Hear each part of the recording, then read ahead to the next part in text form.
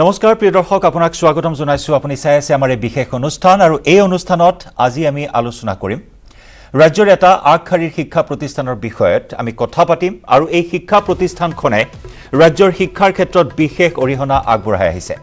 হয় আৰু এই শিক্ষা প্ৰতিষ্ঠানখনৰ নাম হৈছে স্কৰডেমি উত্তৰ পূৰ্বাঞ্চলৰ প্ৰথমখন হাইব্ৰিড মডেল যি অনলাইন অফলাইন দুইটা ফৰ্মেটতে শিক্ষাৰ ক্ষেত্ৰত বিশেষ অৰিহণা আগবঢ়াই আহিছে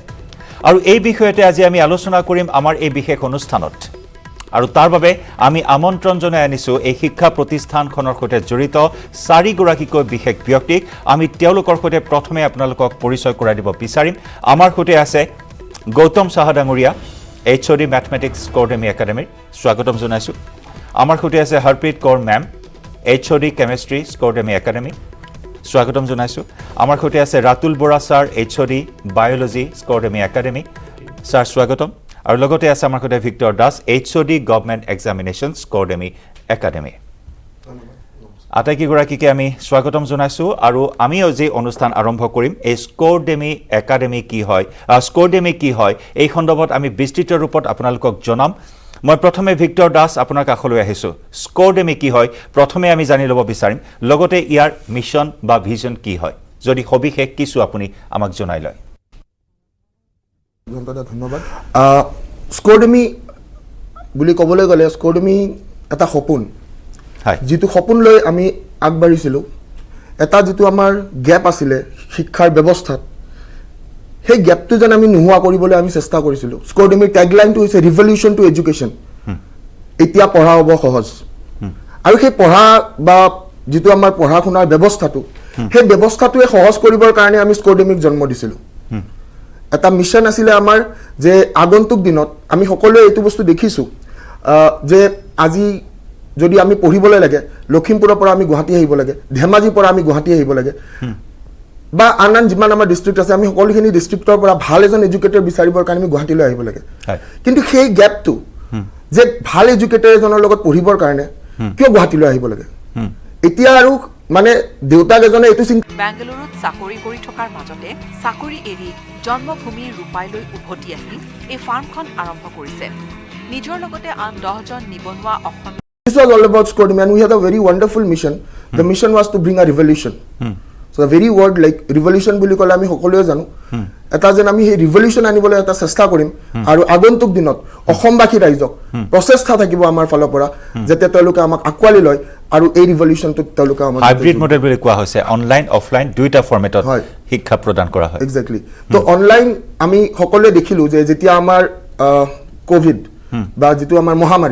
মহামাৰী আহাৰ পিছত আমি সকলোৱে এই বস্তুটো ৰিয়েলাইজ কৰিলো যে yes things can change things can be online things can be done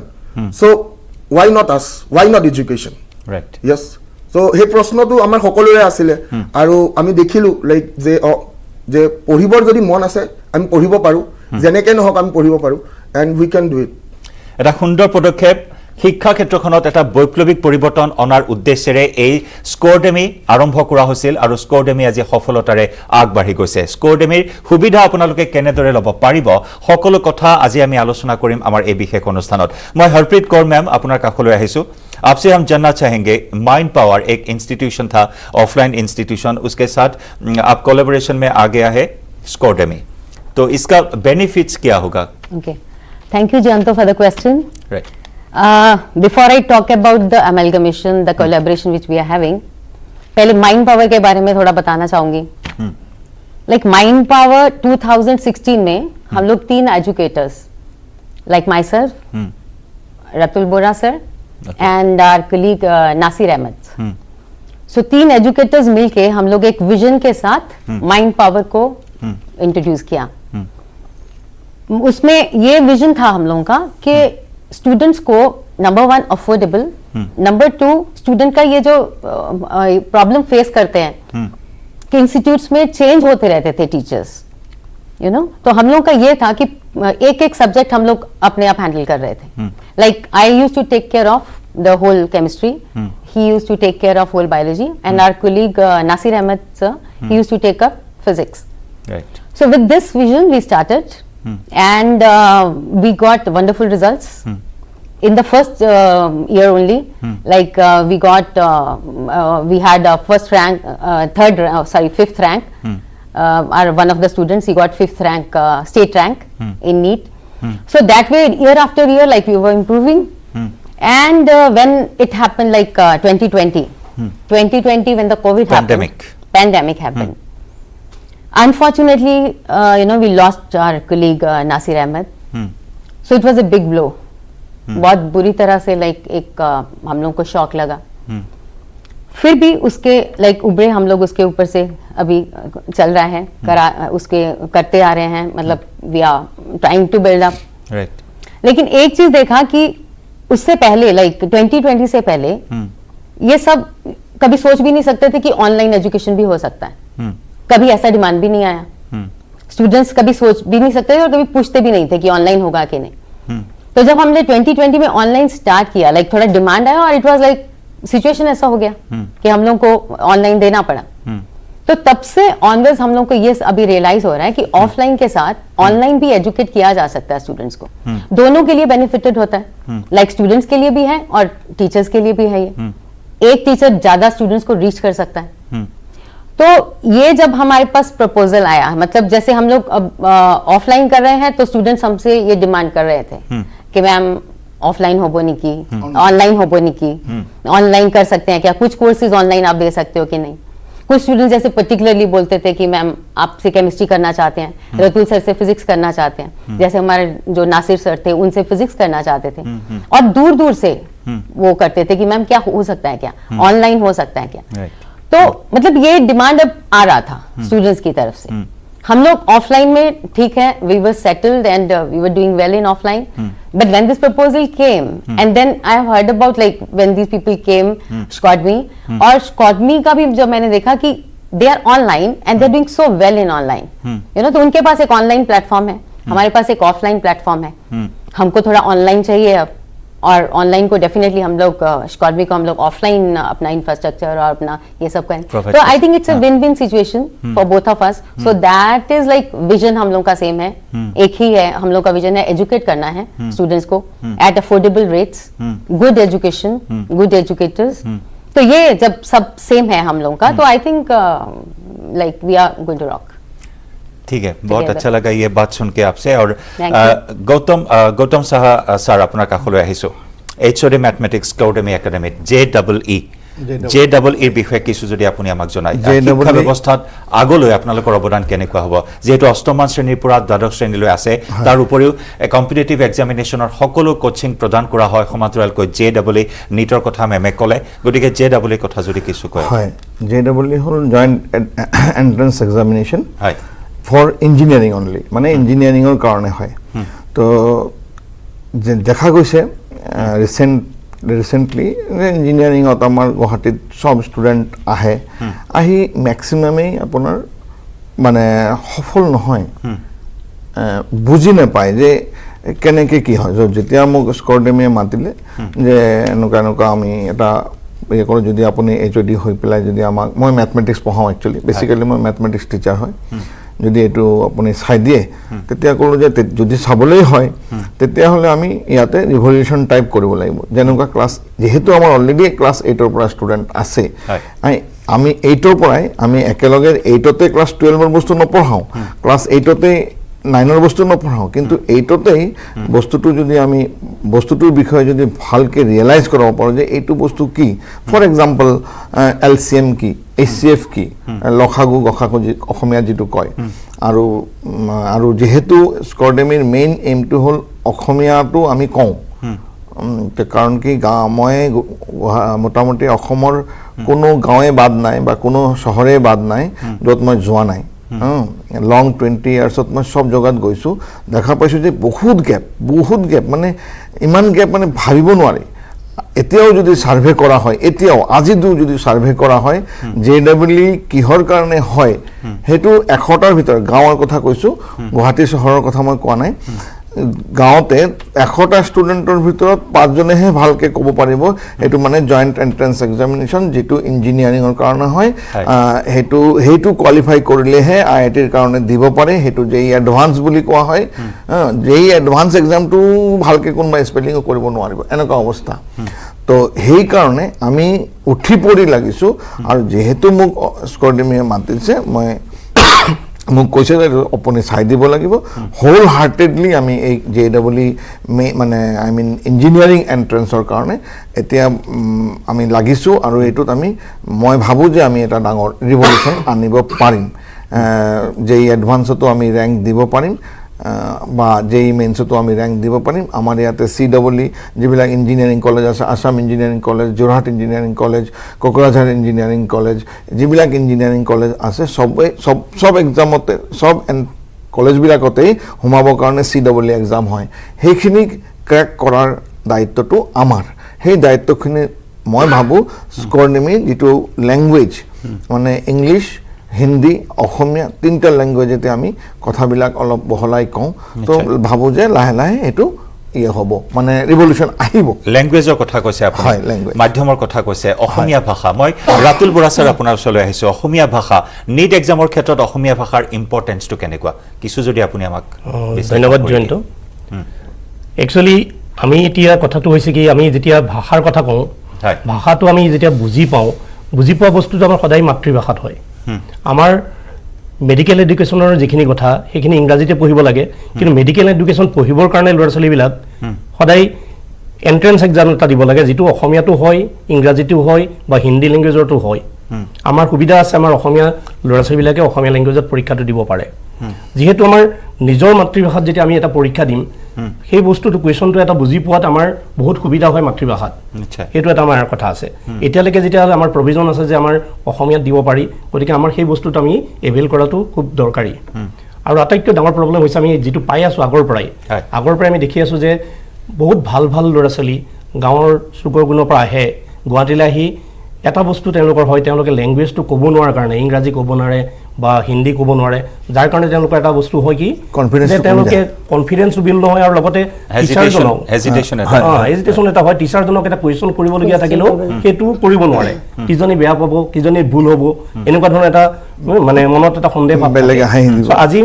আমি যদি এই কথাটো কৰিব পাৰোঁ যে ল'ৰা ছোৱালীখিনিক আমি তেওঁলোক ইংলিছ মিডিয়ামৰ ল'ৰা ছোৱালী ইংলিছ মিডিয়ামতে পৰীক্ষা দিব ধৰি লওক কিন্তু বুজাটোতো অসমীয়াত বুজিব যেতিয়া যিহেতু আমি ঘৰত অসমীয়াত শিকোঁ গতিকে আমি ল'ৰা ছোৱালীখিনি যদি সেই অসমীয়াৰ গোন্ধটো দিব পাৰোঁ অসমীয়া তেওঁলোকক কনফিডেন্সটো দিব পাৰোঁ যে এইখিনি কথাই তুমি দেখিব লাগে এইখিনি কথাই ক'ব লাগে হা আৰু টিচাৰজনক যেতিয়া আমি অসমীয়াত সুধিব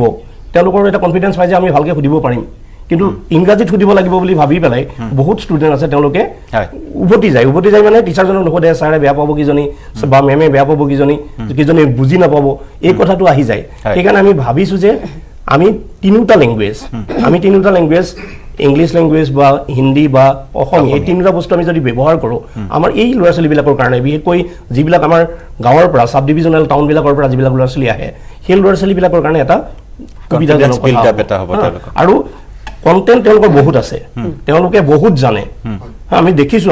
যে অসমীয়া মিডিয়ামৰ পৰা অহা ল'ৰা ছোৱালীয়ে খুব ভাল ৰিজাল্ট কৰে আজি মই কিছুমান উদাহৰণো দিব পাৰোঁ যে আমাৰ ডক্টৰ যি কিছুমান আছে আমি পঢ়ুৱাই এতিয়া ধৰি লওক ল'ৰা ছোৱালী 5,000ৰো অধিক ডক্টৰ আছে আমি 2002 চনৰ পৰাই পঢ়াইছোঁ অকল মেডিকেল এডুকেশ্যনে আমি এটা গ্ৰুপ হিচাপে কৰি আছোঁ তেতিয়াৰ পৰাই কৰি আছোঁ আমাৰ 5,000 ষ্টুডেণ্ট ডক্টৰ আছে এতিয়া গতিকে সেই ল'ৰা ছোৱালীবিলাকৰ মেক্সিমাম দেখা যায় অসমীয়া মিডিয়ামৰ সম্পূৰ্ণ অসমীয়াত কোৱা ল'ৰা ছোৱালীবিলাক আহে কিন্তু যেতিয়া আমি তেওঁলোকক সাহস দিওঁ যে তহঁতি সুধিবলগীয়া কথাটো অসমীয়াতে সোধ মিডিয়াম তহঁতৰ ইংৰাজী কথা নাই ইংৰাজীতে এনচাৰ দিবি কথা নাই কিন্তু সুধিবলগীয়া কথাটো অসমীয়াত সোধচোন কথাটো ক্লিয়াৰ কৰ কাৰণ আণ্ডাৰষ্টেণ্ডিংটো সদায় অসমীয়াতে হ'ব গতিকে আমি সেই বস্তুটো চিন্তা কৰি আছোঁ এতিয়াও যিবিলাক ল'ৰা ছোৱালী গাঁৱে চুকে কোণে আছে গুৱাহাটীলৈ আহিব পৰা নাই তেওঁলোকে ঘৰতে কেনেকৈ ৰিচ কৰে এইটো ঘৰতে সেইটো বস্তু কেনেকৈ এভেইল কৰে আৰু এটা প্ৰধান কথা হৈছে কি আমি টিচাৰ একেই আজি অফলাইনত আমি যিখিনি টিচাৰে পঢ়াওঁ অনলাইনতো আমি একে টিচাৰে পঢ়াম আমি যদি অফলাইনত যে ল'ৰা ছোৱালীখিনি যিখিনি বেনিফিট হয় অনলাইনৰ ল'ৰা ছোৱালীখিনিও একেটাই বেনিফিট হ'ব একেখিনি কণ্টেণ্টেই পাব আমি এইটো ডিপ্ৰাইভ নকৰোঁ যে আমি ইংৰাজীত পঢ়োৱাৰ কাৰণে এই ল'ৰা ছোৱালী বেছি পাইছে অসমীয়া পঢ়াৰ কাৰণে কম পাইছে এনেকুৱা নহয় চ' সকলোকে আমি একেখিনিয়ে পঢ়াম আৰু মূল কথাটো হৈছে একেখিনি টিচাৰ একেখিনি টিচাৰে যিটো এটা ডাঙৰ কথা তাৰমানে আজি মেমে গোটেই কেমেষ্ট্ৰি পঢ়াব মই বায়'লজি পঢ়াম চাহা ছাৰে মেথছ পঢ়াব গতিকে সেই টিচাৰজনে পঢ়োৱা বস্তুটো অফলাইনত যিখিনি পাই আছে অনলাইনতো সেইখিনি পাব গতিকে তেওঁলোকৰ এটা ডাঙৰ বেনিফিট হ'ব আৰু সেই কথাটো ভাবি পেলাই আমি এই স্কৰডেমি একাডেমীৰ লগত আমি জইন হৈছোঁ দুটাই কলাবৰেটলি কাম কৰিছোঁ আমি অফলাইনখিনি আমি চাইছোঁ আৰু অনলাইনখিনি আমি ৰেকৰ্ড কৰিম অৰ্ডিনেল ৰেকৰ্ড কৰি সেইখিনি বস্তু আমাৰ ল'ৰা ছোৱালীক আমি দিবৰ কাৰণে আমি চেষ্টা কৰিছোঁ অৰ্থাৎ মাধ্যম অন্তৰায় হ'ব নোৱাৰে আৰু নিটৰ দৰে এক্সামিনেশ্যনত অসমীয়া মাধ্যমৰ গুৰুত্ব কিমান আপুনি সুন্দৰকৈ আমাক জনাই দিছে one thing more I want to add over here sure जैसे इंग्लिश मीडियम ही है मतलब इंग्लिश मीडियम में भी होगा इंग्लिश में हिंदी में भी साथ में बोलते हैं लेकिन अभी बायोलॉजी में हम लोग प्रोविजन किया है बायोलॉजी में लाइक सबसे ज्यादा मुश्किल उनको बायोलॉजी में फिजिक्स केमिस्ट्री में इतना लैंग्वेज उतना मैटर नहीं कर रहा है लेकिन बायोलॉजी में बहुत मैटर कर रहा है और स्पेशली रूरल जो स्टूडेंट्स हमारे पास आते हैं उनके लिए बायोलॉजी बहुत बड़ा प्रॉब्लम है तो अभी क्लियरली लाइक फिजिक्स केमिस्ट्री में बाइलिंगुअल हो सकता है उसमें आप इंग्लिश बोल सकते हैं उसमें एसएमएस भी होगा उसमें हिंदी भी होगा लेकिन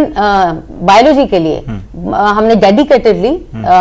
एसएमएस होगा और इंग्लिश और हिंदी वाला अलग होगा मतलब डेडिकेटेड ये हम प्लेटफॉर्म देंगे बायोलॉजी के लिए একেজন টিচাৰে দুইটাতে পঢ়াব মানে ইংলিছো পঢ়াম আমি ইংলিশ গ্ৰুপো আহিব অসমীয়া ল'ৰা ছোৱালীখিনিও আহিব जो भी स्टूडेंट को प्रॉब्लम है वो एसएमएस वाला ये चूज कर सकते हैं तो पहले वो नहीं था अभी কমিউনিকেশ্যন গ্যাপটো শেষ হৈ